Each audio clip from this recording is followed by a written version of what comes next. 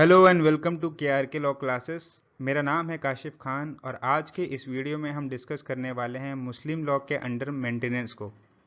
इस वीडियो में हम जानेंगे कि मुस्लिम लॉ में मेंटेनेंस की रिस्पॉन्सिबिलिटी किसके ऊपर होती है, किस किस को मेंटेनेंस करने की रिस्पॉन्सिबिलिटी होती है, साथ ही साथ जो लॉ हैं मेंटेनेंस के लिए उसको भी हम समझेंगे और क्या क्या केसेस जो हैं सुप्रीम कोर्ट ने डिस्कस किए हैं मेंटेनेंस के रिगार्डिंग में उसको भी हम जानेंगे। तो चलिए वीडियो को हम शुरू करते हैं। बात करें मेंटेनेंस किस किस को दिया जाता है मुस्लिम लॉ में, तो उसमें इंक्लूड है wife, children and aged parents and other relatives. अब इन लोगों को मेंटेनेंस देता कौन है, तो एक मेंटेनेंस देने की रिस्पॉन्सिबिलिटी एक मेन की होती है और वो जो है चाहे वो सफिशिएंट मीन्स रखता हो चाहे वो सफिशिएंट मीन्स ना रखता हो, उसकी रिस्पॉन्सिबिलिटी होगी इन लोगों के प्रति। मेंटेनेंस की मतलब समझें तो अरबिक में इसको नफक कहते हैं, जिसका मतलब होता है what a person spend over his family. अपनी फैमिली के ऊपर एक इंसान क्या स्पेंड करता है, क्या खर्च करता है, उसको जो है मेंटेनेंस कहा जाता है। लीगल सेंस में ये इंक्लूड करता है फूड, क्लोथिंग एंड लॉजिंग, मतलब रोटी, कपड़ा और मकान।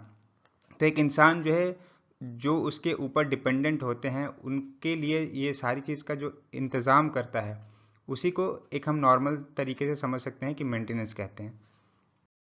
अब बात करें वाइफ की कि वाइफ के क्या क्या राइट्स हैं, तो वाइफ की जो दो सर्कमस्टांसेस में राइट अराइज होती हैं। पहला, arising out of valid marriage, जब वो किसी से शादी करती है और वो शादी वैलिड होती है तो उसके बाद हस्बैंड की रिस्पॉन्सिबिलिटी होती है कि वो अपनी वाइफ को मेंटेन करे।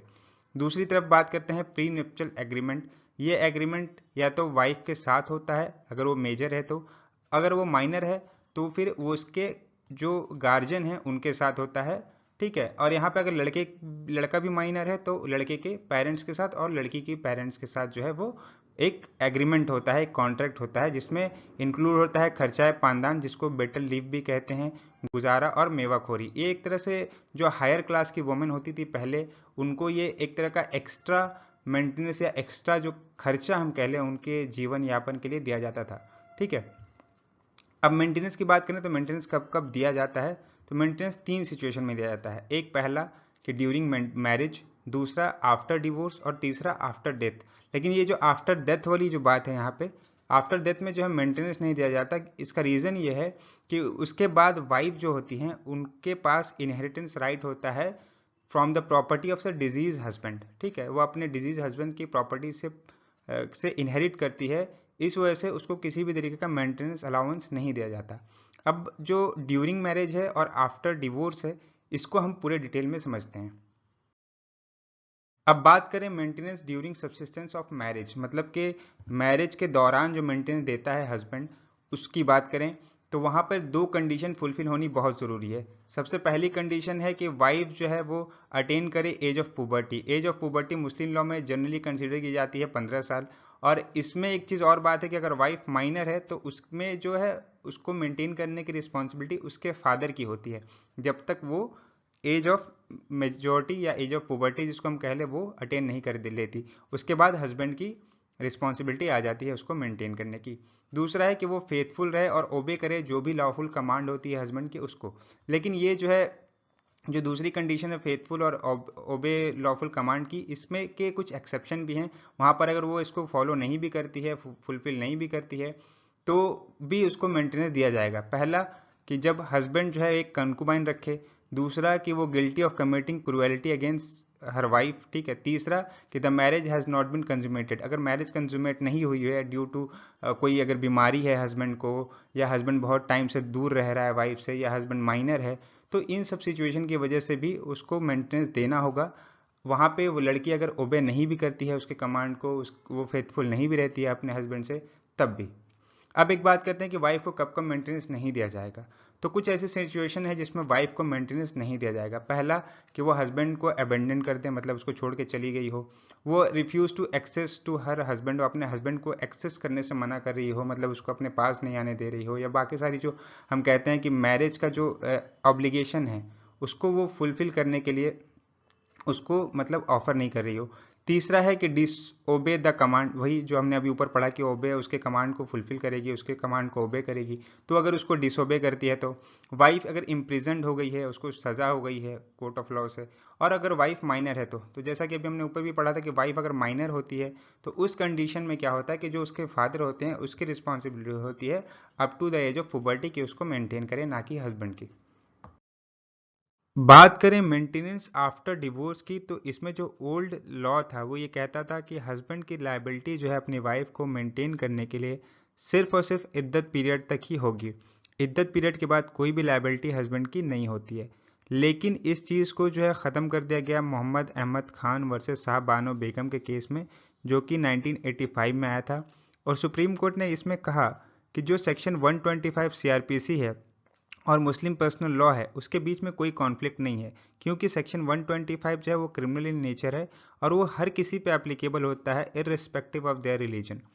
सो वाइफ जो है अगर वो मेंटेन नहीं कर सकती है खुद को, तो वो उसके अंडर जो है पिटीशन डाल सकती है अपने हस्बैंड के खिलाफ और मेंटेनेंस क्लेम कर सकती है।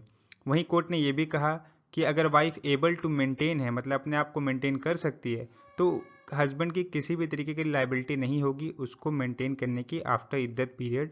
लेकिन अगर वो अपने आप को मेंटेन नहीं कर सकती है तो वो इंटाइटल होगी अंडर सेक्शन 125 मेंटेनेंस क्लेम करने के लिए, और हस्बैंड के ऊपर लाइबिलिटी होगी कि उसको वो इद्दत पीरियड के बाद भी मेंटेन करे। लेकिन जब ये केस डिसाइड हुआ सुप्रीम कोर्ट के द्वारा, तो काफ़ी इसका क्रिटिसिज्म हुआ, काफ़ी प्रोटेस्ट हुए, लोगों ने कहा ये जो है सही डिसीजन नहीं है और ये हमारे पर्सनल लॉ को जो है वॉयलेट करता है। तो इस वजह से इस चीज़ को नॉर्मलाइज करने के लिए पार्लियामेंट ने एक एक्ट पास किया जिसका नाम था the Muslim women protection of right on divorce act 1986। इस एक्ट में जो है एक मुस्लिम वुमेन को जिसका डिवोर्स हो गया है उसको मेंटेनेंस देने की बात कही गई। इसका जो सेक्शन 3(1)(b) जो है वो कहता है कि एक रीजनेबल मेंटेनेंस का जो प्रोविज़न है वो हस्बैंड जो है वो देगा ड्यूरिंग द इद्दत पीरियड टू हर वाइफ, अपनी वाइफ को वो मेंटेनेंस देगा इद्दत पीरियड तक ही। और इद्दत पीरियड के बाद जो है उसको मेंटेन करने की रिस्पॉन्सिबिलिटी उसके रिलेटिव की हो जाएगी जो उसकी प्रॉपर्टी को इनहेरिट करेंगे उसकी मरने के बाद। वही इस लॉ में ये भी कहा गया है अंडर सेक्शन 4 सब क्लॉज 2 में कि अगर वो कोई रिलेटिव जो है रिफ्यूज़ करते हैं उसको मेंटेन करने से या फिर फेल हो जाते हैं उसको मेंटेन करने से, तो वहाँ पे वक्फ बोर्ड की रिस्पॉन्सिबिलिटी होगी कि उस जो औरत है उसको मेंटेन करे। सेक्शन 5 जो है इसका ये कहता है कि अगर फर्स्ट हेयरिंग पे दोनों पार्टी एक एफिडेविट देती हैं कि हम जो है सेक्शन 125 से लेकर जो 128 का सीआरपीसी का प्रोविज़न है जो मेंटेनेंस की बात करता है उससे गवर्न होंगे, तो वहाँ पे जो दोनों पार्टी है इरिस्पेक्टिव कि वो लोग मुस्लिम हैं उनको जो है वो सीआरपीसी के प्रोविज़न से गवर्न किया जाएगा और जो मेंटेनेंस वाइफ को प्रोवाइड किया जाएगा वो सीआरपीसी के प्रोविज़न के अकॉर्डिंग प्रोवाइड किया जाएगा।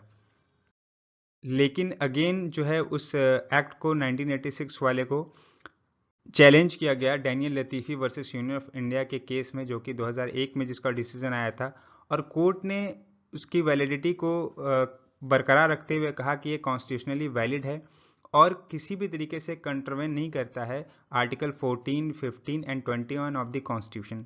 कोर्ट ने ये हेल्ड किया कि जो लायबिलिटी है एक हस्बैंड की अपने वाइफ के प्रति, मतलब अपने डिवोर्स वाइफ के प्रति, वो ये है कि वो उसको मेंटेन करे, ठीक है, आफ्टर द इद्दत पीरियड भी, ठीक है, कोई भी किसी भी तरीके का कॉन्फ्लिक्ट नहीं है कि वो उसको आफ्टर इद्दत पीरियड मेंटेन नहीं करेगा, ठीक है। और अगर वाइफ जो है दूसरी शादी कर लेती है, ठीक है, अगर वो दोबारा शादी कर लेती है तब वहाँ पे ही उसकी लायबिलिटी जो है उसको मेंटेन करने के लिए वो ख़त्म हो जाएगी। दूसरी बात कोर्ट ने ये भी कही कि जो फॉर्मल हस्बैंड होगा जिससे उसका डिवोर्स हुआ है वो एक रीजनेबल प्रोविज़न बनाएगा ड्यूरिंग द पीरियड ऑफ इद्दत, ठीक है, और वो जो है एक्सटेंड करेगा, ठीक है, बियॉन्ड द पीरियड ऑफ इद्दत, मतलब कि इद्दत पीरियड के दौरान ही इतना कुछ उसके लिए कर देगा वो कि जिससे वो अपने आप को इद्दत पीरियड के बाद भी मेंटेन कर सके। अब बात करते हैं मेंटेनेंस टू चिल्ड्रन और maintenance to parent and relative की। तो मेंटेनेंस टू चिल्ड्रन की बात करें तो एक जो लेजिटिमेट चाइल्ड होता है मुस्लिम लॉ में उसको मेंटेन करने की रिस्पॉन्सिबिलिटी उसके फादर की होती है, वो फादर ही उसको हमेशा मेंटेन करेंगे ठीक है, जब तक वो माइनर है या जब तक कह ले कि वो उसने अपनी एज ऑफ पुबर्टी अटेन नहीं करी है तो। लेकिन अगर कोई इलिजिटिमेट चाइल्ड है तो उसके लिए किसी के ऊपर भी कोई भी ऑब्लिगेशन नहीं आता है उसको मेंटेन करने का। लेकिन हनफी लॉ जो है वो रिकॉग्नाइज करता है कि अप टू 7 ईयर तक उसको मेंटेन करने की रिस्पॉन्सिबिलिटी, उसको मेंटेन करने का जो ऑब्लिगेशन है उसके पेरेंट के ऊपर होता है।